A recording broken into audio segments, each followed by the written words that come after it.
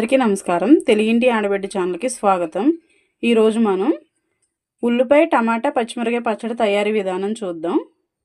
ముందుగా ఒక 10 పచ్చిమిర్చిని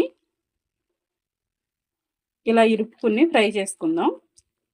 పచ్చిమిర్చి ఫ్రై అయిపోయినాయి కదా, ఒక 2 ఉల్లిపాయలు ఇలా సన్నగా తరుక్కున్న ముక్కలు కూడా వేసుకుందాం. ఉల్లిపాయ కూడా లైట్గా ఫ్రై అయ్యేంత వరకు ఫ్రై చేసుకుందాం. ఇలా సన్నగా కట్ చేసుకున్న టమాటా ముక్కలు కూడా వేసుకుందాం. టమాటా ముక్కలు కూడా ఒక 5 నిమిషాలు మగ్గనిద్దాం. కొద్దిగా చింతపండు వేసుకుందాం, కొంచెం కొత్తిమీర.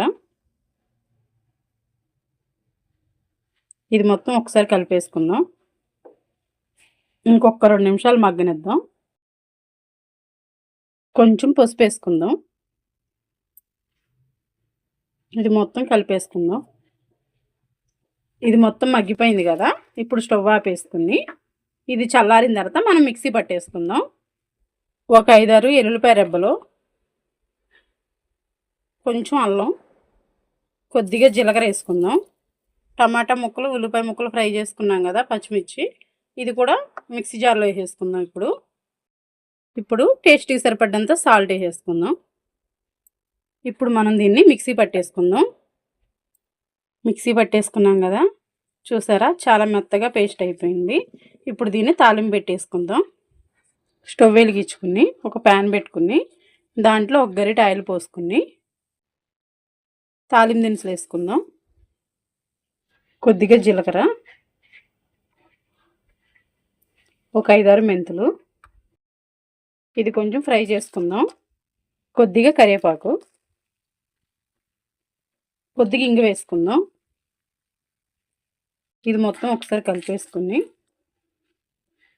చట్నీ ఒక గిన్నెలోకి తీసేసుకుందాం. తాలింపుని ఈ పచ్చళ్ళలోకి వేసేసుకుందాం. చూసారు కదా ఎంతో టేస్టీగా ఉండే ఉల్లిపాయ టమాటా పచ్చడి. ఇలా మీరు కూడా ఒకసారి ట్రై చేయండి, చాలా టేస్టీగా ఉంటుంది. కొంచెం కొత్తిమీర వేసుకుందాం.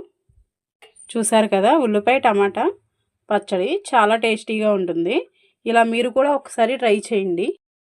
మనకి రైస్లోకైనా, దోశల్లోకైనా, ఇడ్లీలోకైనా, చపాతీలోకైనా చాలా బాగుంటుంది.